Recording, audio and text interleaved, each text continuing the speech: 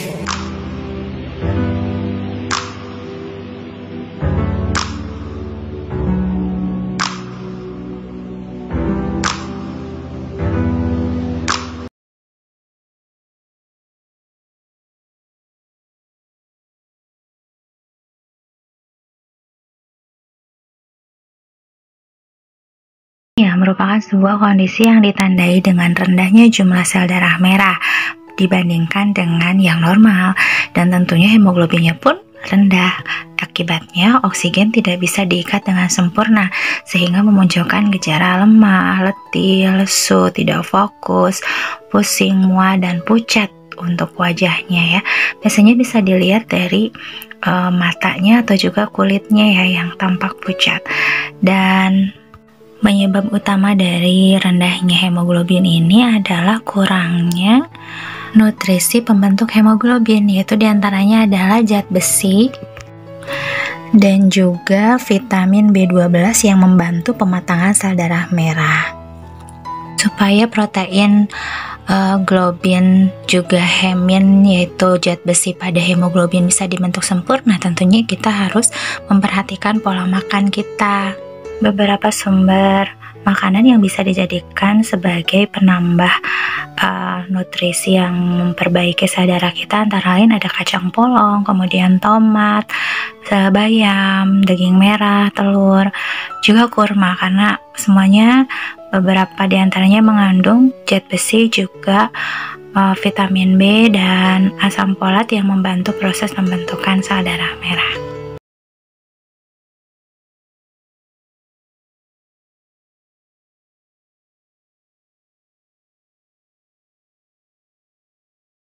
Merupakan gangguan atau kelainan pada sel darah merah di mana hemoglobin tidak bisa diproduksi secara sempurna sehingga oksigen pun tidak bisa diikat secara utuh, dan kasus ini menyebabkan disfungsi organ bagi para penderitanya dan sifatnya menurun. Umur eritrosit normal itu 120 hari, sementara talasemia hanya 30 hari, jadi lebih pendek dan lebih mudah rusak dikarenakan hemoglobin yang terbentuk tidak sempurna. Nah, kondisi ini bisa ditanggulangi dengan cara transfusi darah. Dalam 1 tahun, seorang penderita talasemia membutuhkan sampai 48 kantong ya. Dan faktanya dalam 1 kantong yang berisi 250 ml darah itu mengandung 250 mg zat besi, sementara zat besi yang kita dibutuhkan tuh dalam tubuh kita hanya 1-2 mg. Kebayangkan lebihnya berapa? Dan kelebihan zat besi dari efek transfusi darah ini menyebabkan kerusakan pada jantung, juga pembengkakan pada hati dan limpa, juga organ lainnya. Hasil penelitian menunjukkan dalam 1 tahun diprediksi terlahir 2.500 bayi yang positif thalassemia. Thalassemia sendiri dibagi jadi 2, ada yang mayor, berarti kan yang positif thalassemia tuh yang harus mendapatkan penanganan, sementara yang minor tuh hanya carrier aja, jadi pembawa, hanya sebagian dari gennya yang positif thalassemia dengan gejala anemia ringan gitu ya, jadi nggak butuh transfusi dan pengobatan. Dimana yang thalassemia minor ini memang gejalanya lemah, letih, lesu gitu ya, tapi masih bisa beraktivitas, masih bisa menikah gitu kan ya, dan juga bisa mendonorkan darahnya. Nah, thalassemia termasuk penyakit keturunan ya, jadi bisa dicegah gitu. Dimana tentunya kita pengen tahu dong dengan cara screening darah kita apakah ada gen thalassemia atau tidak, sehingga kita bisa menentukan pernikahan yang sesuai yang bisa mencegah keturunan kita menderita thalassemia. Yang pertama, tidak boleh terjadi pernikahan antara sesama mayor karena akan menghasilkan keturunan yang 100% mayor. Sedih dong anaknya. Seperti apa penyelangannya? Sebelumnya kita harus tahu dulu ada beberapa simbol yang harus kita pahami ya. Biasanya kalau menyilangkan itu ada simbol P, di mana P itu adalah parental atau induk. Jadi ibu yang mau disilangkan sama bapaknya itu sifatnya apa? Dimana parental ini memiliki bentuk genotif. Genotif itu adalah simbol gennya mau pakai huruf apa, dan juga nanti ada arti dari simbol itu. Jadi sifat yang munculnya apa? Misalnya thalassemia mayor itu sifat yang munculnya, maka genotipnya atau simbol gennya itu adalah T besar H kecil, T besar H kecil. Berbeda dengan normal. Kalau normal itu pakai simbol atau genotip T kecil H kecil, T kecil H kecil. Jadi selalu berpasangan ya kalau yang namanya gen dalam tubuh kita. Kemudian kalau yang thalassemia minor misalnya punya bentuk genotip T besar H kecil, T kecil H kecil. Jadi itu sifat yang munculnya adalah thalassemia minor. Nah, untuk gamet sendiri, gamet itu adalah sel kelaminnya. Jadi setengah dari bentuk genotipnya, bentuk simbol genotip. Kalau genotip itu ada 2 pasang gitu ya, ada 1 pasang maksudnya, maka ini adalah setengahnya gitu. Situ kan ada T besar H kecil, T besar H kecil untuk parental thalassemia mayor tuh ya. Maka gametnya itu adalah T besar H kecil aja karena setengahnya. Tapi kalau misalnya normal berarti T kecil H kecil, T kecil H kecil, maka gametnya ya T kecil H kecil aja ya. Kecuali kalau yang minor ada 2 jenis di situ, maka ada T besar H kecil dan T kecil H kecil. Sementara F1 itu adalah keturunan pertama atau hasil penyelangan dari gamet. Seperti apa? Langsung aja yuk kita lihat ya hasilnya. Contohnya.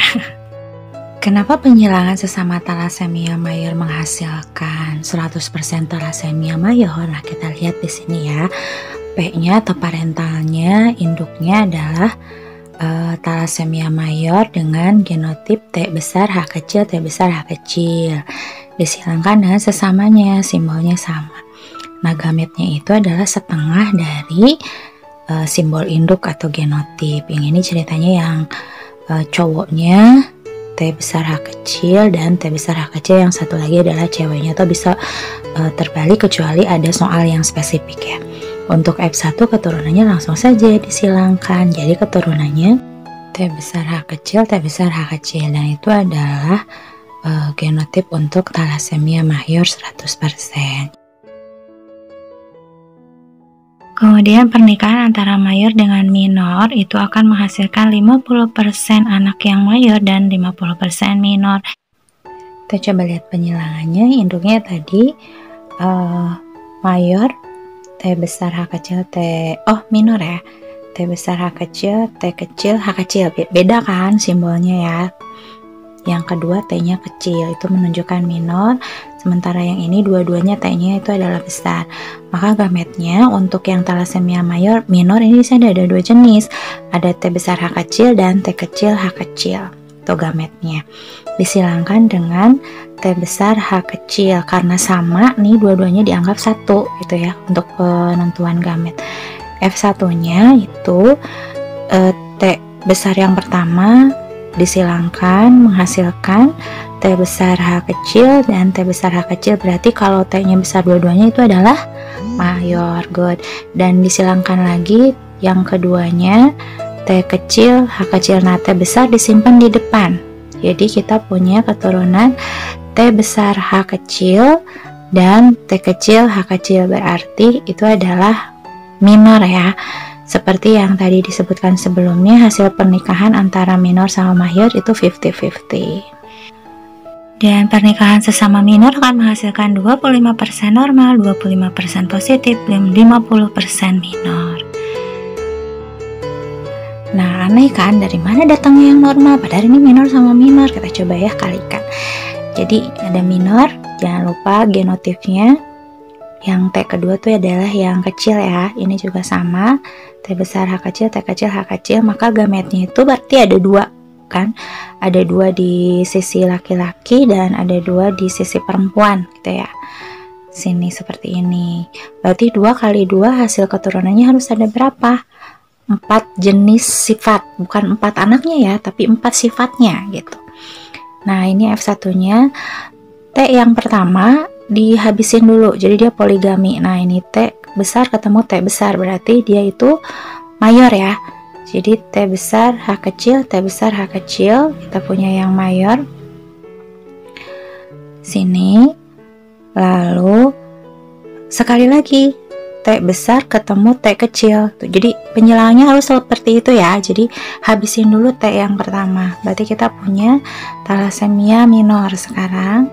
Nah, sekarang pindah ke T kecil. Nah, itu berarti dibalik karena yang besar selalu di depan. Nah, ini salah nih, harus dibalik ya. Jadi T besar H kecil, T kecil H kecil. Jadi minor lagi dong ya.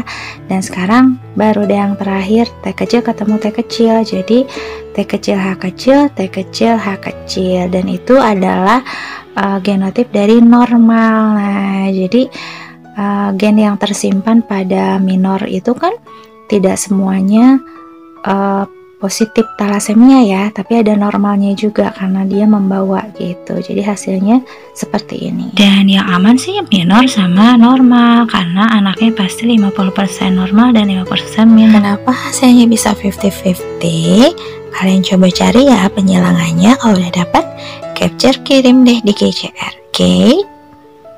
Dan yang mayor harus nikah sama yang normal biar anaknya 100% minor. Kalau 100% minor berarti kan perbaikan keturunan ya. Jadi berbeda dengan orang tua kandungnya yang sebelumnya ada yang mayornya. Jadi lebih sehat. Nah, seperti apa penjelasannya? Kita awali dengan orang tuanya yang mayor. Ini bisa laki-laki bisa perempuan ya, karena simbolnya tuh tidak terikat. Disilangkan dengan T kecil H kecil, T kecil H kecil. Gametnya udah pasti masing-masing satu ya, karena sama. Jadi ini F1-nya langsung aja deh, T besar ketemu T kecil. Jadi T besar H kecil, T kecil H kecil. Itu berarti 100% thalassemia minor. Jadi tidak membutuhkan pengobatan khusus, transfusi, dan tidak akan mengalami disfungsi organ, hanya gejala anemia ringan.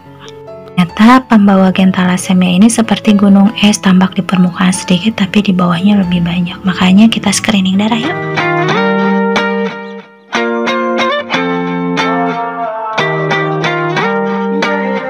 Siklemia merupakan kelainan genetis yang menyebabkan bentuk sel darah merah menjadi tidak bulat bikonkaf, melainkan bulan sabit, sehingga jumlah hemoglobinnya lebih sedikit tentunya untuk mengangkut oksigen ke seluruh tubuh. Jadi proses pengangkutan oksigen itu terhambat ya. Struktur hemoglobin itu sebenarnya kalau normal memberikan tekstur yang lentur dan fleksibel untuk sel darah merah atau eritrosit melewati pembuluh darah. Tapi pada kasus siklemia atau sel bulan sabit ini, hemoglobin setelah melepaskan oksigen akan berikatan, dan ikatan ini akan menyebabkan struktur eritrositnya menjadi kaku dan keras, sehingga struktur yang bulan sabit ini menyebabkan lebih lengket pada saat melewati pembuluh darah dan akhirnya menyebabkan penyumbatan, dan penyumbatan ini menimbulkan efek sakit pada penderitanya gitu ya. Dan beberapa organ yang mengalami penyumbatan ini tentunya akan menyebabkan masalah lanjutan. Misalnya kalau yang terjadinya itu penyumbatannya di limpa, nah limpanya akan terganggu, ya imunnya juga terganggu karena limpa berperan dalam pembentukan imun. Kalau di paru-paru berarti kan pernapasan, kalau di mata berarti kan penglihatan terganggu, kalau tersumbat peredaran darahnya, dan kalau penyumbatannya di otak efek paling parahnya adalah stroke ya tentunya. Dan umur dari eritrosit sendiri kalau pada kasus siklemia itu hanya 10-20 hari, lebih pendek dibandingkan dengan eritrosit normal yang jumlah umurnya itu 220 hari.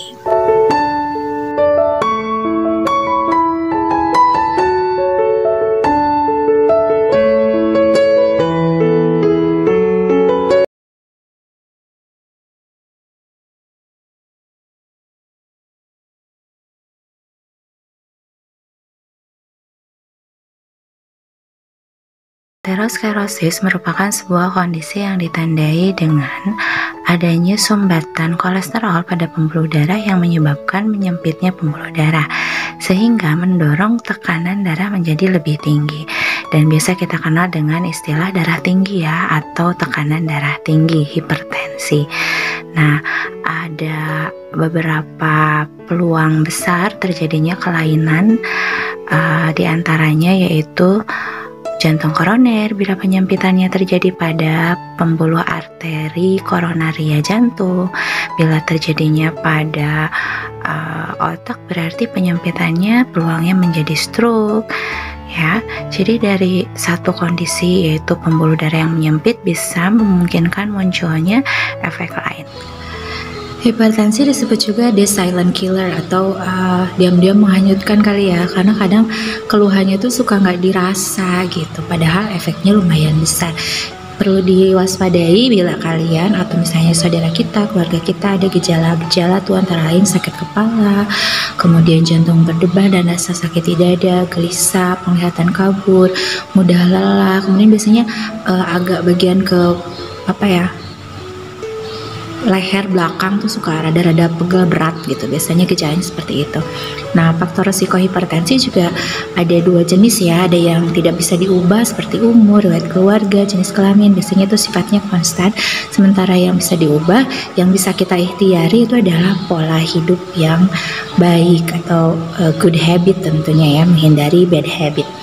Nah, secara global ternyata 1 miliar orang di dunia itu memiliki hipertensi gitu ya, berarti peluang besar untuk mengidap penyakit-penyakit tadi lanjutan ya, penyakit lanjutan kalau tidak diobati, ditangani, dan ternyata 2/3-nya itu diderita oleh penduduk di negara berkembang kita dong. Nah ya, kita harus menjauhi sumber-sumber kolesterol, jadi kita patuh yuk biar kita bisa mengendalikan hipertensi.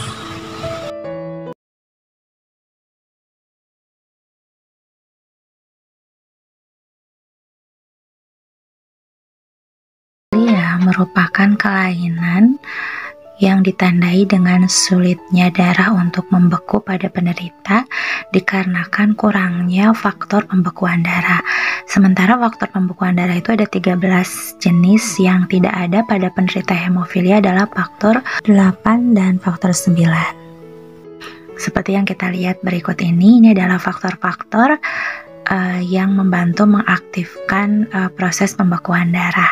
Sifat dari hemofilia ini adalah disebabkan oleh proses mutasi genetis, dan hemofilia sendiri disebut dengan royal disease atau penyakit kerajaan ya, karena pertama kali ditemukan itu pada keluarga Ratu Victoria Inggris. Tuh, jadi Ratu Victoria sendiri sebagai carrier pertama dikarenakan proses mutasi spontan dan kemudian disebarkan pada keturunannya, antara lain ada putrinya yang menikah dengan keluarga kerajaan Spanyol, juga kerajaan Rusia. Dari situ mulailah menyebar penyakit ini di seluruh dunia.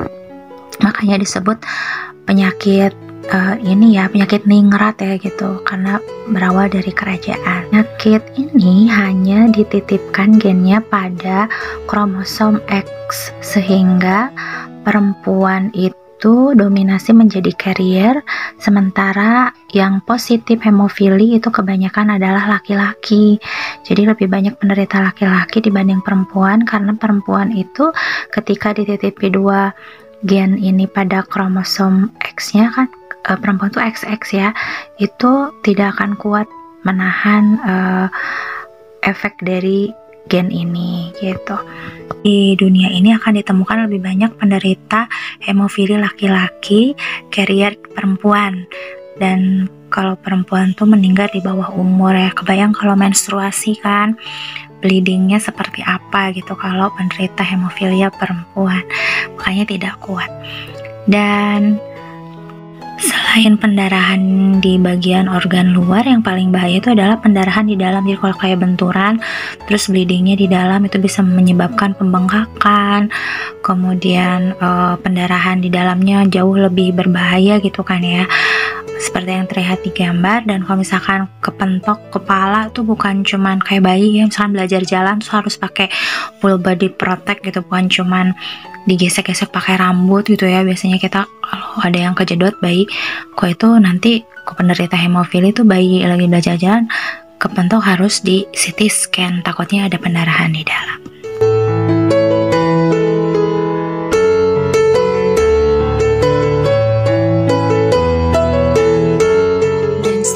Hidup dengan hemofilia, rutinitas paginya diisi dengan sarapan obat, bukan roti, bukan bubur, tapi obat yang membantu menggumpalkan darahnya. Butuh waktu setengah jam untuk memix obatnya sebelum diinjekkan ke dalam tubuhnya. Dan terkadang saat menginjek dia juga membantu melakukan proses itu, menunjukkan bahwa dia tegar dan berani untuk mengobati dirinya sendiri. Dan butuh waktu 1 jam untuk memompa obat ini sehingga beredar ke seluruh tubuhnya dan mengaktifkan faktor pembeku yang ada.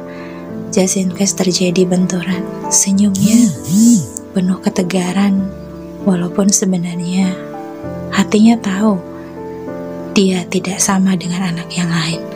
Tapi life must go on, masih bercanda. Dan untuk melindungi semua jarum di tangannya dibalut seperti ini, baru setelah itu dia siap bermain. Apakah ini terjadi pada kalian? Jika tidak, bersyukur yang banyak. This is my life with hemophilia.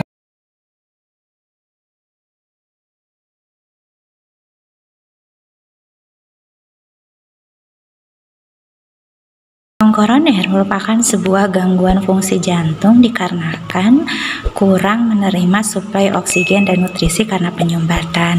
Penyumbatannya di mana? Kita tahu bahwa jantung memiliki arteri koronaria untuk distribusi oksigen dan nutrisi di dalam jantung. Nah, pada saat terjadi penyumbatan, maka tentulah terhambat proses penyebaran nutrisi dan oksigennya, dan sumbatannya dikarenakan sumbatan kolesterol yang menyebabkan nekrosa atau nekrosis ya, yaitu sel-sel jantung, sel-sel otot jantungnya menjadi mati di situ karena kurang oksigen. Nah, biasanya denyut jantung yang awalnya normal semakin kesini semakin melemah bila asupan oksigennya kurang, dan akhirnya secepatnya perlu penanganan medis ya, tidak bisa dibiarkan karena rasa sakit yang dirasakan pasien. Seperti apa prosedur sumbatannya bisa kita lihat di gambar. Karena flagnya menebal maka menyebabkan penyempitan pada pembuluh darahnya.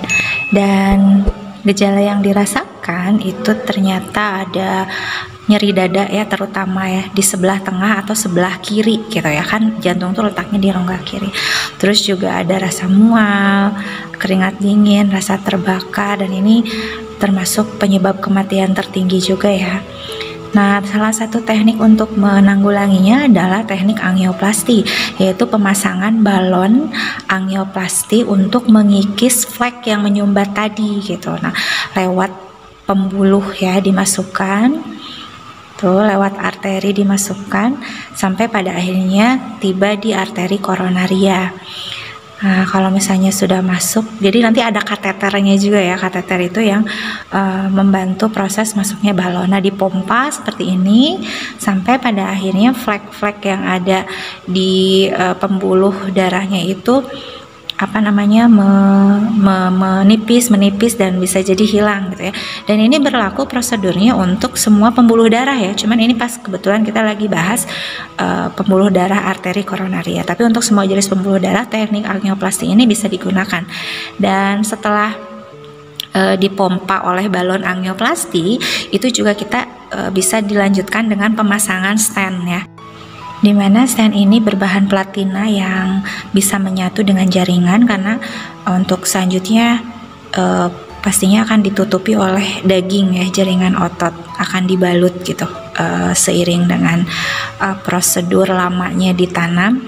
Dan selama memang masih fleksibel, maka stent ini akan tetap berada dalam pembuluh darah sehingga meminimalisir terjadinya penyumbatan kembali.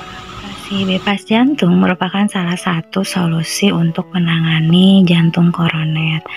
Di sini dilakukan dengan cara mencangkok pembuluh vena dari organ yang lain, biasanya yang sering diambil sih paha atau kaki ya. Jadi diambil pembuluh venanya atau tekniknya graft seperti ini, diambil kemudian ditempel pada bagian jantung untuk membuat jalan pintas. Nah, sehingga antara aorta dengan arteri koronaria itu tidak usah melewati pembuluh yang tersumbat gitu. Jadi sifatnya ditempelkan. Nanti prosedurnya tentunya diawali dengan pembedahan rongga dada dan bius total ya. Dan ini memang risikonya sangat besar untuk orang-orang yang lanjut usia, dan memang harus diperhatikan prosedur medis secara maksimal.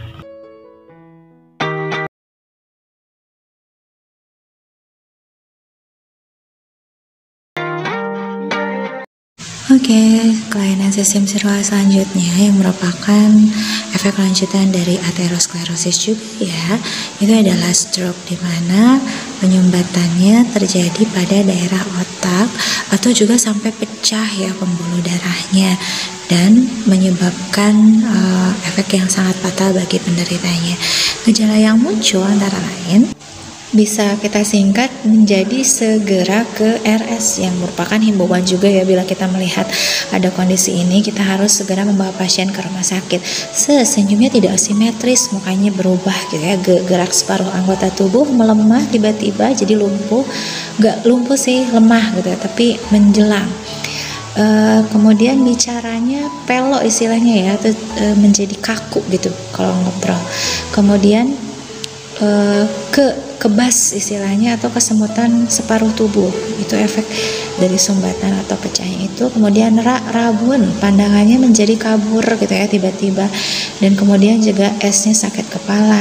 Nah, gejala ini menunjukkan gejala dari penderita stroke, dan ternyata ada gejala yang sifatnya temporer ya, yang disebut dengan TIA atau transient ischemic attack, dimana sumbatannya belum sampai full banget gitu ya, jadi baru gejala awal. Tapi ini jangan dianggap remeh ketika misalkan setelah ada gejala muncul kemudian sembuh, itu sebenarnya kayak batu loncatan gitu ya, harus benar-benar warning, karena bisa jadi akan mengalami stroke yang sesungguhnya. Jadi kita harus tetap waspada ketika TIA datang. Biasanya prosedur yang dilakukan untuk penyembuhan adalah kalau di rumah sakit diberikan obat tentunya ya, ada fisioterapi, obat-obat kimia gitu. Tapi kalau misalnya yang alternatif diberikan obat herbal, juga akupuntur, teknik pijat, yang jelas harus dilakukan penanganan dan tergantung juga kondisi pasien, disesuaikan.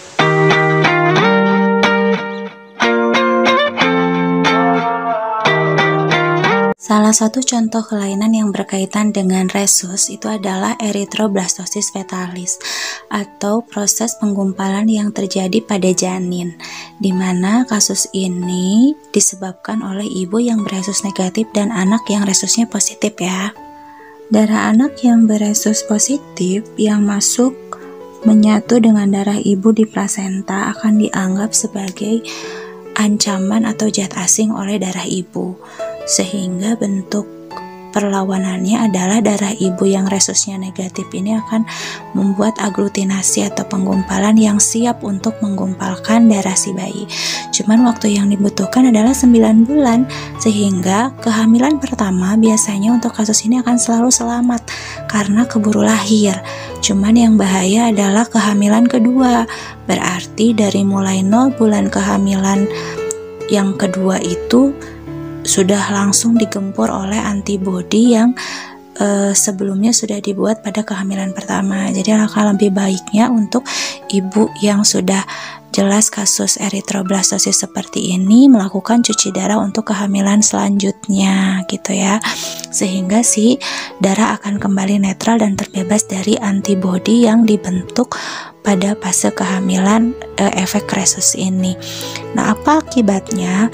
Bayi yang terkena erythroblastosis fetalis yang mengalami penggumpalan darah di dalam perut ibu, di dalam rahim ibu, itu akan terlahir dengan tubuh menggembung karena darahnya menggumpal kan, jadi semua cairan makanan itu tidak mengalir ya, menggembung penuh dengan air, kemudian kuning keemasan, termasuk jantung, paru-paru, dan organ-organnya juga rusak ya, menggembung, dan tentunya peluangnya kecil untuk bisa diselamatkan, apalagi kalau yang dari mulai 0 bulan kehamilan ya sudah diserang oleh antibodi ibu akibat resus ini.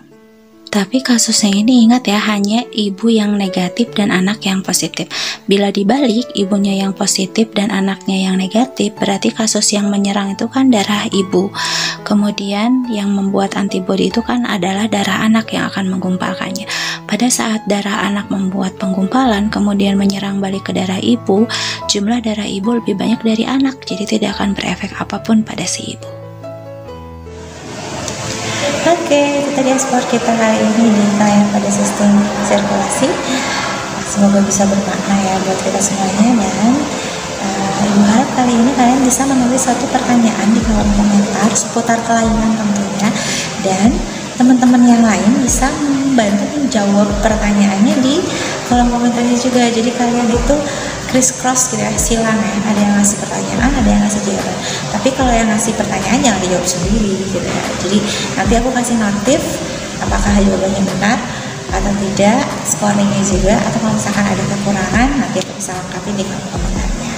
Jadi semua ikut berpartisipasi ya. So that's all for this session, and see you. Assalamualaikum warahmatullahi wabarakatuh.